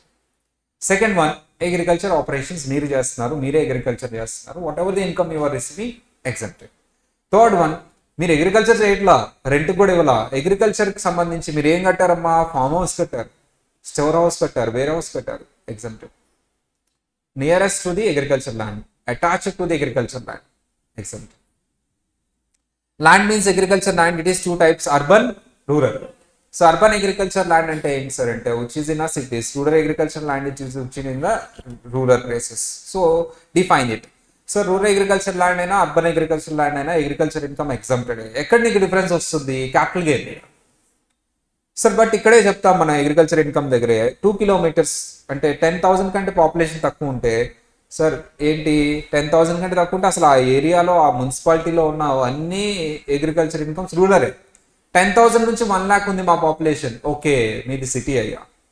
మీ ఊర్లో ఉన్నవి మీ ఊరు చుట్టుపక్కల ఉన్నవి కూడా మీకు అర్బన్ వచ్చేస్తాయి. ఎంత డిస్టెన్స్ సార్? 2 కిలోమీటర్స్. 2 కిలోమీటర్స్ తర్వాత ఉన్నాయి రూరల్ అయిపోతాయి, ఊరికి దూరంగా ఉన్నాయి. దూరం అంటే ఎంత దూరం? 2 కిలోమీటర్స్. సార్ మా ఊర్లో 1 lakh నుంచి 10 lakhs వరకు పాపులేషన్ ఉంది. మీ ఊరికి చాలా దూరంగా ఉన్నవి రూరల్ అవుతాయి, లేకపోతే అవన్నీ అర్బన్ అయిపోతాయి. ఎంత దూరం సార్? 6 కిలోమీటర్స్ అవే ఉండాలి సార్. మాది ఇంకా అసలు మెట్రో సిటీ పెద్దది. సో గుంటూరు లాగా పెద్ద city. So 10 lakhs above population ఉంది. చాలా దూరం ఉండాలి సార్. ఎంత దూరం sir? 8 kilometres sir. Sorry, Guntur పెద్దదా విజయవాడ పెద్దదా? గుంటూరే పెద్దది. గుంటూరు పెద్దదా వైజాగ్ పెద్దదా? క్యాపిటల్ ఎక్కడ ఉంది? గుంటూరులో. గుంటూరు పెద్దది. వస్తుంది, తొందరలో వస్తుంది. ఓటేసారా మీరు? ఎవరెవరు వేశారు? ఓకే. ఓ, ఎవరికి వేశారంటే ఏం చెప్పొద్దు, సీక్రెట్ అని చెప్పండి. నేను చెప్పండి, సీక్రెట్ అని చెప్పండి. ఉం? నేను నుంచుంటే నాకు వేస్తారా? అట్లా కాదమ్మా, ఆనందం కోసమైనా చెప్పండి. మీరు వేస్తారు కదా, డిపాజిట్ వస్తుందిలే, నేనే చేసుకుంటాను. 1, 2, 3, 4. Okay, done. వేయండి, అందరూ ఓటు వేయండి. ఏం గుర్తు పెట్టుకుందాం మనం? కీబోర్డ్ గుర్తు పెడదాం. కీబోర్డ్ ఇస్తారా గుర్తు? సరే, నేను అందుకే నేను ఉంచోలా,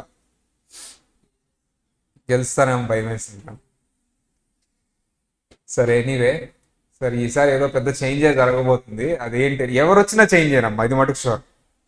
ఎవరు వచ్చినా పెద్ద చేంజ్, అన్ని షాకింగ్. ఎవరు గెలిచినా చేంజ్ జరగబోతుంది. ఈ లోపల మీరు పాస్ అయిపోయి క్వాలిఫై అయిపోయి చక్కగా హైదరాబాద్ వచ్చేసాను జాబ్ చేసుకుంటూ. ఒక్కొక్కరు ₹1,00,00,000 పంపిస్తున్నా. ఎస్ అనండి అమ్మా ఒకసారి. అందరు ఎస్ అనండి ఒకసారి. అందరూ ఎస్ అనండి అమ్మా ఒకసారి. ఊరికే ఎస్ అనండి సార్. కంటిన్యూ చేద్దాం ఈ చాప్టర్. ఎస్ఆర్ అనండి, డిపాజిట్ చేయండి తర్వాత. సరే సార్, ఇక్కడ మనం ఆల్రెడీ అగ్రికల్చర్ ఏంటని చెప్పాం మీకు. ఏంటి అగ్రికల్చర్ అంటే? బేసిక్ ఆపరేషన్స్ ఏంటి చెప్పండి ఫాస్ట్గా. ఫస్ట్ ఆర్డర్ ప్రకారం చెప్పాలి. ఫస్ట్ ఏం చేద్దాం అగ్రికల్చర్లో? ప్లాంటేషన్ చేద్దాం ఫస్ట్. టిల్లింగ్, ప్లవింగ్, టిల్లింగ్ చేసేసి సీడ్ వేసేద్దాం లోపల. Watering, irrigation ఉండొద్దా? నెక్స్ట్ ఆ తర్వాత ఏంటి ఏమంటారు, సోయింగ్ ఆఫ్ సీడ్స్, తర్వాత ప్లాంటేషన్, మళ్ళీ వాటరింగ్. ఇదంతా బేసిక్ ఆపరేషన్ అమ్మా. We have to apply human skill and labour upon the land. Land మీద అప్లై చేయాలి, అప్పుడే బేసిక్ ఆపరేషన్ వస్తుంది. దీనికి ఒక ఎక్సెప్షన్ ఉంది, నర్సరీ ఒకటే ఎక్సెప్షన్. నర్సరీ అంటే స్కూల్ చిన్నపిల్లలు ఉంటారు కదా, కిండర్ గార్డెన్, అదే కదా. మరేంటి నర్సరీ అంటే? చూసారు ఎప్పుడైనా? అవుట్స్కట్స్లో ఉంటాయి, సిటీ అవుట్స్కట్స్లో నర్సరీ, చిన్న చిన్న మొక్కలు ఉంటాయి. ఎక్సెప్షన్, వాళ్ళు చేయరు టిల్లింగ్, ప్లావింగ్ అవన్నీ, but exception. Subsequent operations sir, నువ్వు బేసిక్ ఆపరేషన్స్ తర్వాత వాటిని పెద్దగా చేయడానికి ఏం చేస్తావమ్మా? ఫెర్టిలైజర్స్ వేస్తాను, కలుపు తీసేస్తాను, పెస్టిసైడ్స్ వేస్తాను, బాగా చూసుకుంటాను, పెరుగుతుంది. మళ్ళీ ఏం చేద్దాం? వాటిని కట్ చేసి మళ్ళీ ఏం చేద్దాం? ప్రాసెస్ చేద్దాము. నార్మల్ అగ్రికల్చర్ ప్రొడ్యూస్ని అలాగే ఉంచి ప్రాసెస్ చేయటం, అంతేగాని యాపిల్ జ్యూస్ చేయటం కాదు ప్రాసెస్ అంటే. సో అక్కడ అంటే అగ్రికల్చర్ ప్రొడ్యూస్ని క్లీన్ చేసి ఫిట్ ఫర్ ది మార్కెట్ వరకు చేసేదాన్ని ఏంటంటారమ్మా? Subsequent operations. You are doing only basic operations, agriculture income. You are doing both basic and subsequent agriculture income. You are doing only subsequent operations on agriculture. ఇవన్నీ ఇక చూసాం కదమ్మా. ఏదో ఒకటి అడుగుతా చెప్పండి. Selling of water for agriculture purpose, income from fishing, selling of spontaneously growing trees, non agriculture income. షోరా? Nursery, income from farm house, agriculture income from farm house attached to the agriculture land. ఏంటమ్మా అది? Agriculture income.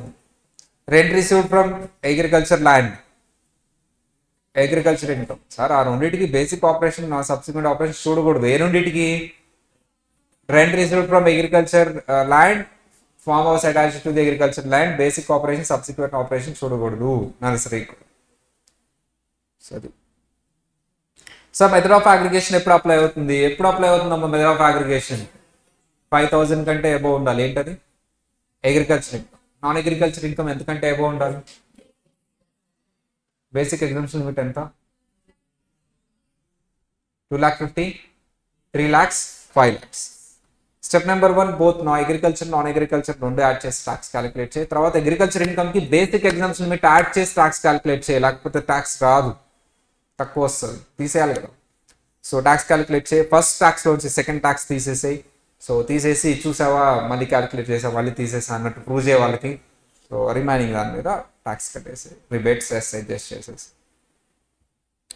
First కేసులో method of aggregation apply అవుతుందా? Apply కాదా? Example number 1, method of aggregation apply అవుతుందా? Apply కాదా? Apply కాదు. ఎందుకు apply కాదు? Method of aggregation agriculture income ఎంత ఉందమ్మా?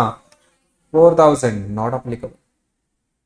Sir it's very important sir. ఇక్కడ కాంపోజిట్ ఇన్కమ్ అని ఉంటుంది సార్. కొన్ని మనం డివైడ్ చేయలేం, ఇంత అగ్రికల్చర్ ఇంత ప్రాసెసింగ్ అని చెప్పేసి. వాటికి డిఫాల్ట్ పర్సంటేజ్ చెప్పింది department. Rubber 65 agriculture. Very important sir. ఇక్కడ పీజీబీపీకి లింక్ చేసుకోవాలి. నువ్వు ప్రతి ఎక్స్పెండిచర్ ఇన్కమ్ ని డివైడ్ చేయకూడదు, మొత్తం పీజీబీపీ రూల్స్ అప్లై చేసి వచ్చిన దాన్ని లాస్ట్ లో 65-35 డివైడ్ చేయాలి. చేసావా లేదా? ఇలాంటి సమ్ చేసాం. వాడు ఏం చేస్తాడు? ఆన్సర్లో ప్రతి దాన్ని ఎక్స్పెండిచర్ని డివైడ్ చేసేస్తూ ఉంటాడు పీజీబీపీ చేసేటప్పుడు. అలా చేయొచ్చా? రాంగ్. నువ్వు మళ్ళీ కరెక్ట్ ఆన్సర్ ఏం చేస్తావు? మొత్తం అడ్జస్ట్ చేసుకొని టోటల్ ఎక్స్పెండిచర్ నార్మల్ ఎక్స్పెండిచర్ లాగా నార్మల్ పీజీబీపీ క్యాలిక్యులేట్ చేసి లాస్ట్లో వచ్చిన దాన్ని డివైడ్ చేయాలి. లాస్ట్లో వచ్చిన రిజల్ట్ని డివైడ్ చేయాలి 65-35. అంతేగాని ప్రతి కాలము ఎక్స్పెండిచర్ ఇన్కమ్ డివైడ్ చేసుకుంటూ రాకూడదు. రబ్బర్ ప్రొడక్షన్ చేస్తున్నావు నువ్వు, ప్రతి ఎక్స్పెండిచర్ 60-35 అప్లై చేయకూడదు. నువ్వు మొత్తం as it is PGBP rules apply చేసి లాస్ట్లో వచ్చిన whatever the PGBP is there దాన్ని డివైడ్ చేయాలి 65-35. Next coffee ground cured 75, ground cured roasted also. Tea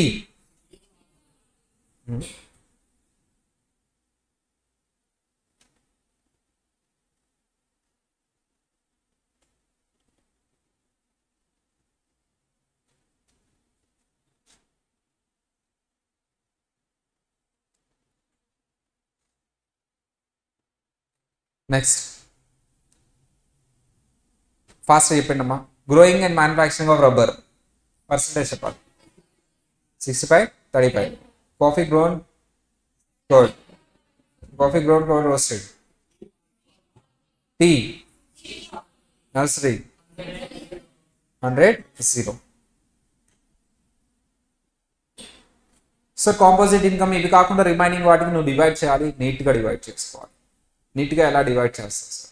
very simple sir. నువ్వు ప్రాసెసింగ్ చేస్తున్నావు అగ్రికల్చర్ ప్రొడ్యూస్ని సేల్ చేయకుండా, ఆ రోజు మార్కెట్ వాల్యూ ఎంత ఉందో అక్కడ వరకు అగ్రికల్చర్ ఇన్కమ్. దాని తర్వాత ఏదైతే ప్రాసెసింగ్ పార్ట్ చేస్తున్నావో టోటల్ సేల్స్లో నుంచి ఆ రోజు market value of agriculture income తీసేసి బిజినెస్ ప్రాసెసింగ్ ఎక్స్పెన్సెస్ తీసేసి రిమైనింగ్ బిజినెస్. అదే చూసాం చూడు.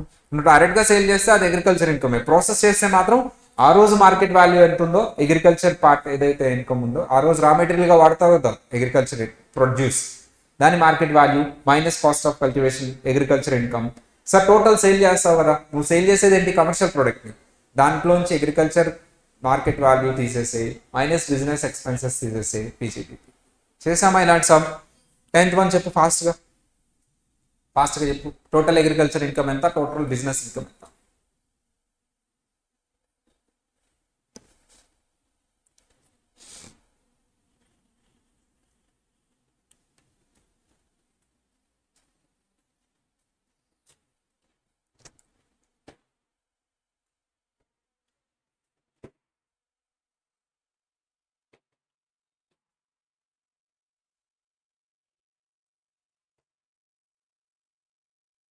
సో ఫస్ట్ వన్ సార్ 30% రోజెస్ని డైరెక్ట్గా సేల్ చేస్తున్నాడంట. 30% రోజెస్ డైరెక్ట్గా సేల్ చేస్తున్నాడు కాబట్టి 15 lakhs ఏం తీసుకోవాలి నేను?